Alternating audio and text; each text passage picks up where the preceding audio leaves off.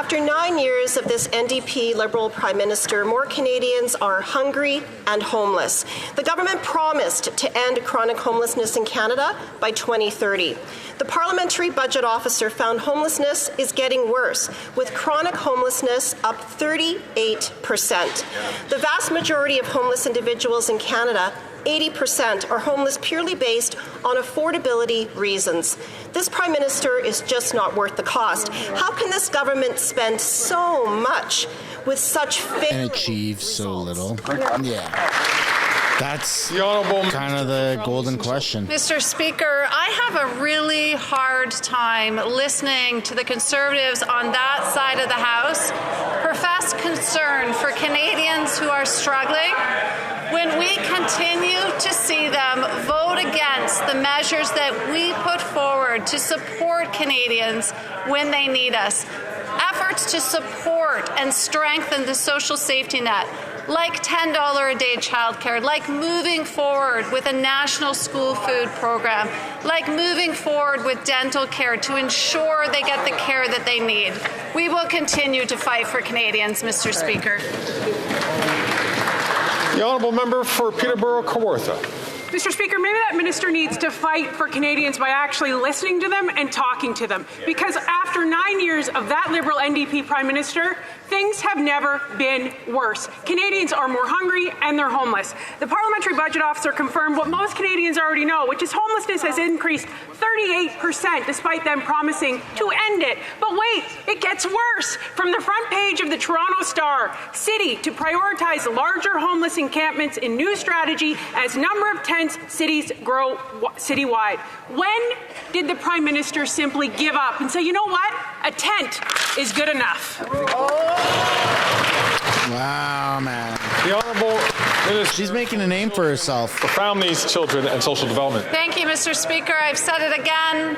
Once again, we hear the Conservatives stand in this House and profess their support for Canadians. She got up to complain and doesn't even know what she's complaining about. We see day after day when we put forward measures like the National School Food Program to ensure 400,000 more children have access to food at school. What do we see, Mr. Speaker? The Conservatives vote against. We put forward the Canada Child Benefit. What do we see, Mr. Speaker? They vote against. We will fight for...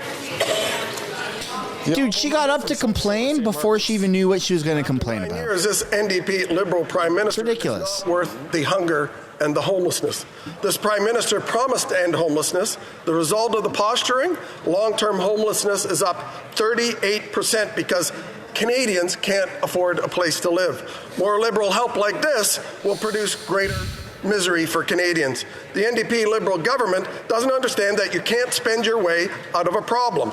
When will the Liberals use common sense and realize that funding gatekeepers does not end homelessness? Hear, hear, hear. The Honourable Parliamentary Secretary.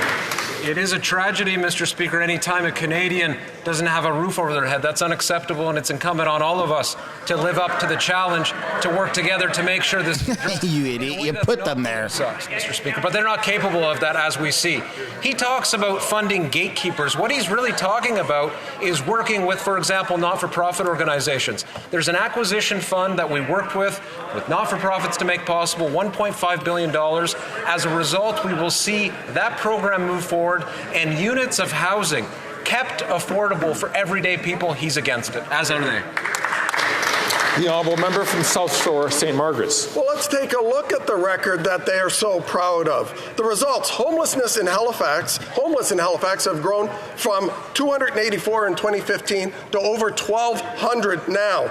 The housing minister gave taxpayer money to Halifax to hire 30 more gatekeeper bureaucrats. After 9 years, the NDP Liberal Prime Minister, there are now over 30 homelessness encampments in Halifax. Again, will the Liberals use common sense and realize that funding gatekeepers does not build homes? Yeah. The Honourable Parliamentary Secretary to the Minister of Housing. Mr. Speaker, I point him to the so-called housing plan of the Leader of the Opposition, which says nothing about homelessness. So they can talk about this, but we know how serious they are. They're not serious at all. The gatekeepers that he talks about in this case are really municipal officials, mayors and councillors, for example, and others, who have seen in Halifax, in London, Ontario, in Brampton, across the country, 170 plus communities who understand that zoning changes are fundamental to getting more homes built. Missing middle housing, excuse me, Mr. Speaker, fourplexes, duplexes, triplexes, all of that is made possible, and they're against it, Mr. Speaker. At his billion-dollar green slush fund, the Prime Minister's hand-picked chair is being investigated for lining her own pockets and resigned in disgrace. After 9 years of this NDP Liberal government, this Prime Minister clearly isn't worth the cost or that corruption.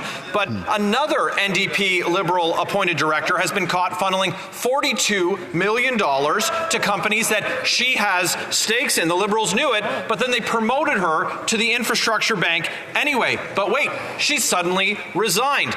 They gave her keys to a bigger mansion after burglaring the first one. Will they investigate every dollar she handed out?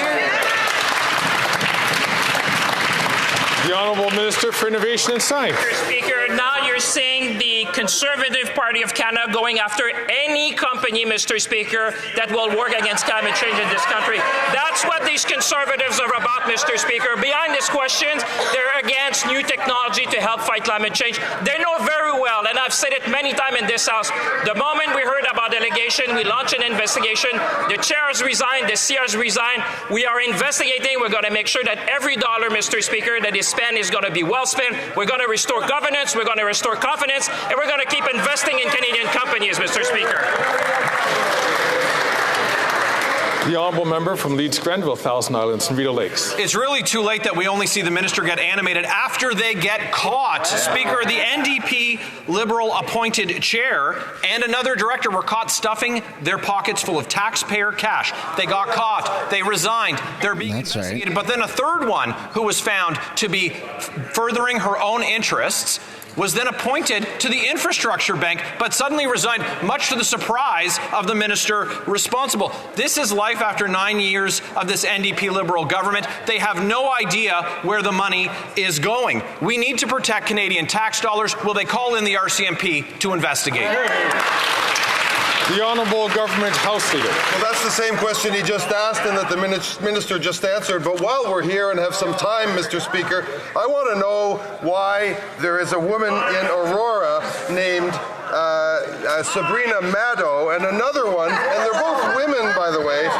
Her name is Rachel Gilliland, alleging things that don't seem quite kosher in Conservative nomination land. And that is after the accusations by Ms. Maddow of illegality in a Conservative nomination, and they just happen to be the only two women in that nomination race. Why? Oh my goodness. Oh my goodness. Order. I know that all honourable members, all ministers. Order. I know that all members and especially all ministers understand that, of course, that when questions are asked, there should be about the administration of the government or the committees. And it's the same thing which is expected of ministers to respond to the administration of government. The honourable member from Vancouver Quadra.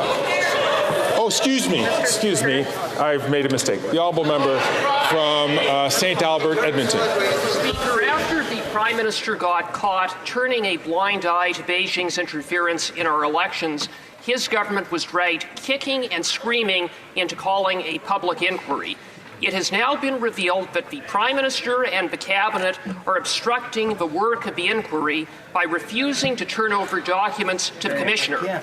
A simple question: will the Prime Minister end the obstruction and turn over all documents requested by Madam Justice Hogue, unredacted, yes or no? The Honourable Minister for Public Security. Mr. Speaker, my honourable friend knows very well that there's no obstruction at all. He should have a word with his House Leader, with whom I worked very collaboratively all summer in setting up the Hogg Commission. We agreed to all the details of the terms of reference, including the fact that solicitor-client privilege and cabinet confidence were essential things that needed to be protected. And, of course, the people that served in Mr. Harper's government would know the attachment Mr. Harper had to those principles. But our government went a step further and made available cabinet documents that were relevant to this inquiry, and will continue to do everything necessary to allow them to do their work. Hear, hear. And now it is the turn of the member from Vancouver Quadra. Thank you, Mr. Speaker. Our government stands proudly on the side of Canada's Charter of Rights and Freedoms. But if elected, the opposition, the official opposition, could become the first federal government to create laws that knowingly violate Canadians' rights. They would do this by invoking the notwithstanding clause, trampling on our charter. As a parliamentarian, but even more as a Canadian, I find this simply chilling. Will the Minister of Justice please elaborate on the importance of protecting Canadians' charter rights? The Honourable Minister of Justice and Attorney General. Mr. Speaker, the Charter protects your right to free expression. It protects your right to worship whom you choose. It protects your right to equality, and it protects your right to be presumed innocent. If you stand for freedom, you don't get to cherry pick which rights and freedoms you defend. But that's exactly what the Leader of the Opposition has said he would do. He has openly declared that he would use the notwithstanding clause to trample on these very charter rights. No federal leader has ever done this in Canadian history. Our government enacted the Charter, our government stands by the Charter, and we will always defend the charter rights and freedoms of every Canadian.